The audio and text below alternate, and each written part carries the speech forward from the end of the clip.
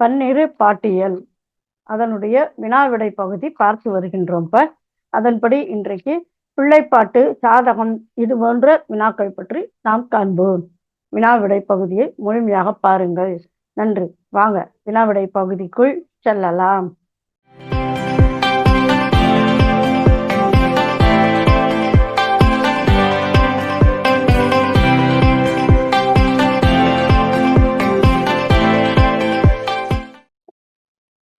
பிள்ளைப்பாட்டின் இலக்கணம் பற்றி கட்டுரை வரைக.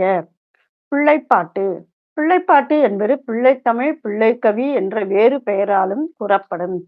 இது இறைவன், இறைவி, தேவர்கள், மன்னர்கள், வள்ளல்கள், சான்றோர்கள் முதல் ஆயினோருள் ஒருவரை குழந்தையாக கற்பித்துக் கொண்டு பாடப்பெறும் இனம் ஆகும்.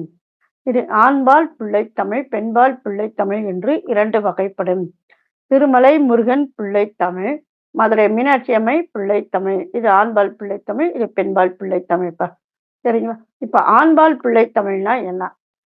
கால எல்லை 3ஆம் மாதம் முதல் 21ஆம் மாதம் வரையிலான ஒற்றைப்படை மாதங்களில், அதாவது 3, 5, 7, 9, 11, 13, 15, 17, 19, 21ஆம் மாதங்களில் முறையே காப்பு முதலிய 10 பருவங்களை அமைத்து பாட வேண்டும் என்று பன்னிரு பாட்டியல் கூறுகிறது.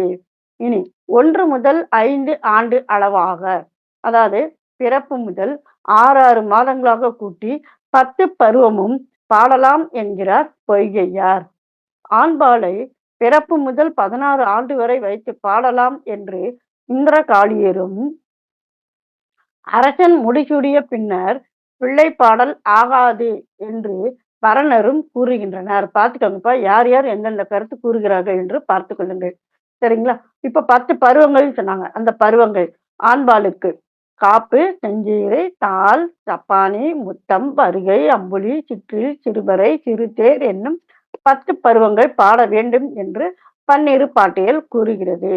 இப்பருவங்களோடு அச்சோ அச்சோ, புறம் புல்கு, அப்பூச்சி முளையுனாய், நீராட வாராய், குழல் வாராய், கோல் கொண்டு வா, பூச்சூட்ட வாராய், காப்பிட வாராய், இன்று முற்றும் என்ற பருவங்களையும் அமைத்து பெரியாழ்வார் பாடியிருக்கின்றார்.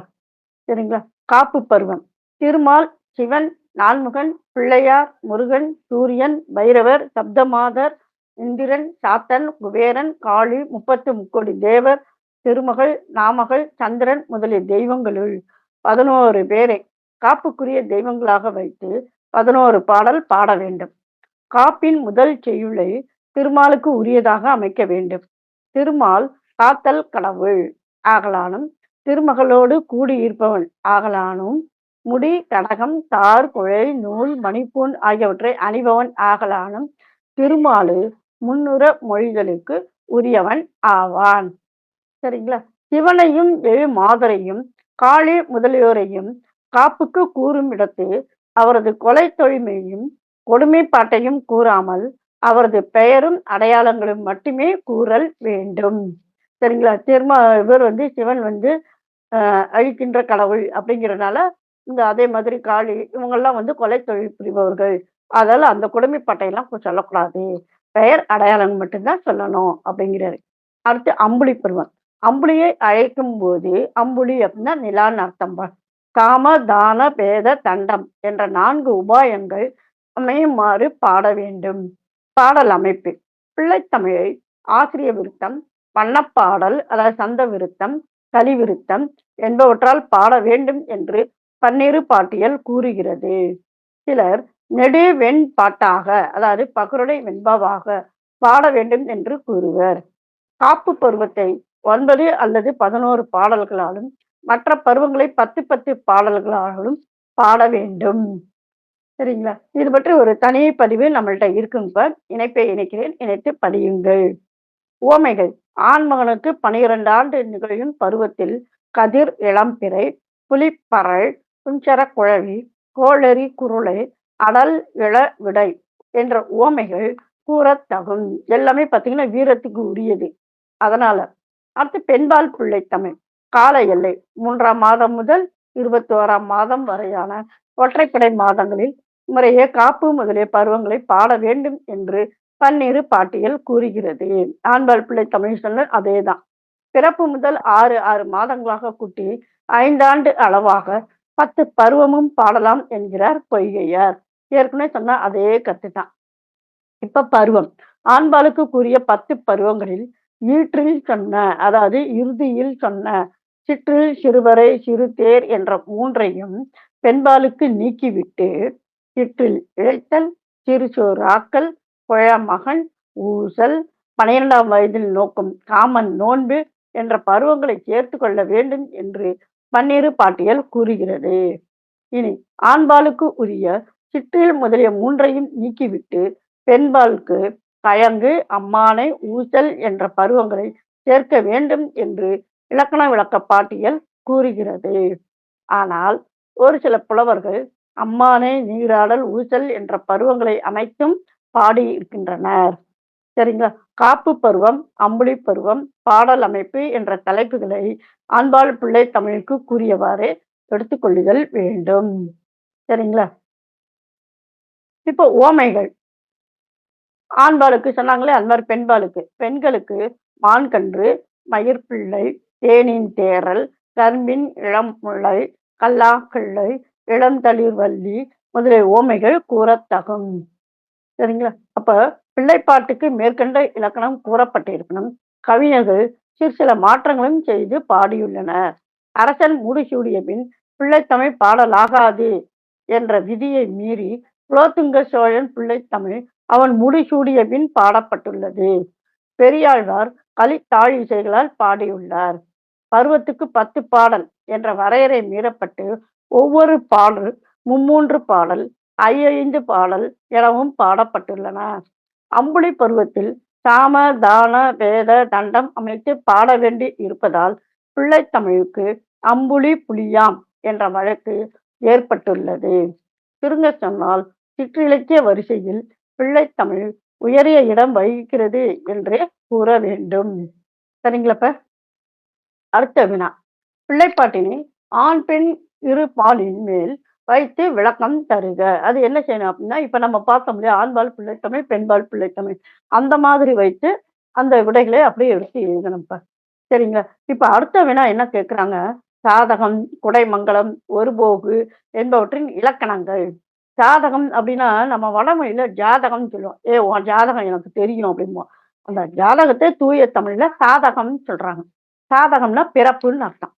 அப்போ ஒருவர் பிறந்த காலத்தை விவரிக்கும் பிரபந்தம், அதுவே சாதகம்.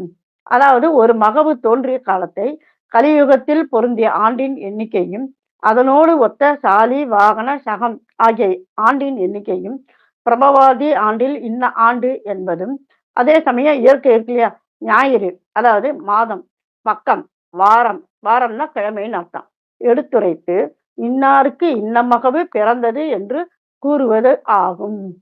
சரிங்களா? குடைமங்கலம் அப்படின்னா, குடைமங்கலம் என்பது ஒரு மன்னனின் வெண்கொற்ற குடையினது நலத்தை பாராட்டும் பிரபந்தம் ஆகும்.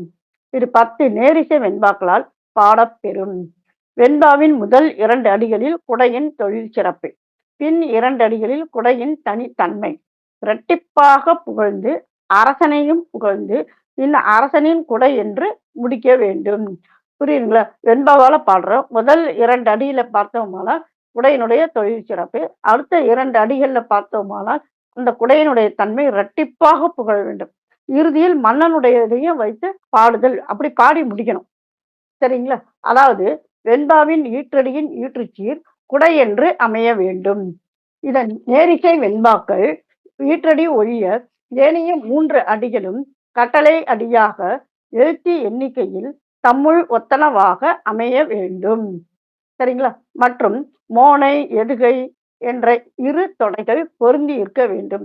மோனை அப்படின்னாக்க முதல் எழுத்துக்கள்லாம் ஒன்றி வருவது, எதுகை அப்படின்னாக்க 2வது எழுத்துக்கள்லாம், அதாவது முதல் சீர் முதல் எழுத்து ஓசை அளவில் ஒத்திருக்க வேண்டும், 2வது எழுத்து ஒன்றி இருக்க வேண்டும். அந்த மாதிரி அமைவது, அப்படி பொருந்தி பாடி இருக்க வேண்டும். 10 வெண்பாக்களிலும் முறையே குடை வருவதை சாற்றும் இன்னியம், வறுமொழியின் ஏற்புடைமை, குடையின் ஒப்பற்ற தனித்தன்மை, மிகுதிப்பாடு, சமம், உடன்பாடு, ஒற்று அறிதல், தலைப்பாடு, பகைவருக்கு செய்யும் உபாதி, நண்பருக்கு செய்யும் கொடை என்ற 10 பொருள்களை அமைத்து பாட வேண்டும்.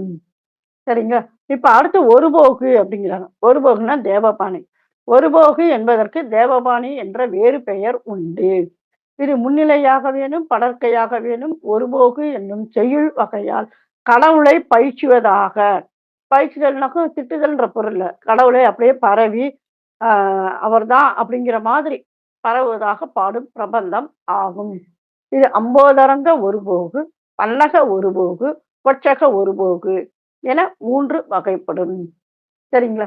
தரவு, தாழிசை, அராகம், அம்போதரங்கம், தனிச்சொல், சுரிதகம் என்னும் 6 உறுப்புகளை கொண்ட கலிப்பாவில் அராகம் என்ற வண்ணமின்றி வந்தால் அது அம்போதரங்க ஒருபோகு. அம்போதரங்கம் இன்றி வந்தால் வண்ணக ஒருபோகு. அப்ப எது இல்லையோ அதுக்கு அடுத்தது. சரிங்களா? 6 உறுப்புகளும் தம்மளவில் மிக்கும், குறைந்தும், மங்கியும் வந்தால் கொச்சக ஒருபோகு. ஆக 3 வகை சொல்லியிருக்காங்கப்பா. அதாவது அந்த கலிப்பால அராகம் அப்படிங்கிற இது இல்லாம வந்துச்சுன்னா அது அம்போதரங்கம். அம்போதரங்கம் இல்லாம வந்துச்சுன்னா வண்ணகம். சரிங்களா? இது தனக்குள்ள குறைந்தும் வரலாம், அதிகமாகியும் வரலாம், மயங்கியும் வரலாம். இந்த மாதிரி வந்தா அது பேரு கொச்சக ஒருபோகு. சரிங்களா? ஒருபோகு என்னும் தேவபாணி திருமால் பேரில் பாடப்பெறுவது பெருவழக்காகும். சிறுபான்மை சிவன் பேரிலும் முருகன் பேரிலும் பாடப்பெறுதலும் உண்டு. எடுத்துக்காட்டு சிவன் பேரில் நக்கீரர் பாடிய பெருந்தேவபாணி 11ஆம் திருமுறையில் சேர்க்கப்பட்டுள்ளது. சரிங்கப்பா. ஆக இந்த பதிவில் நம்ம பன்னிரு பட்டியல் வினாவிடை என்கின்ற அமைப்பில் முதலாவதாக பிள்ளைத்தமிழ்னா என்ன அப்படிங்கிற இலக்கணத்தை பார்த்தோம். அடுத்து சாதகம்னா என்ன, குடைமங்கலம்னா என்ன, அடுத்ததாக ஒருபோகு என்கின்ற தேவபாணி என்றால் என்ன, அதற்கான சான்றுகள், அது பாடப்படும் பாவகை, அவன் பாடப்படுகின்ற முறை, இவற்றையெல்லாம் நம்ம பார்த்தோம்ப்பா.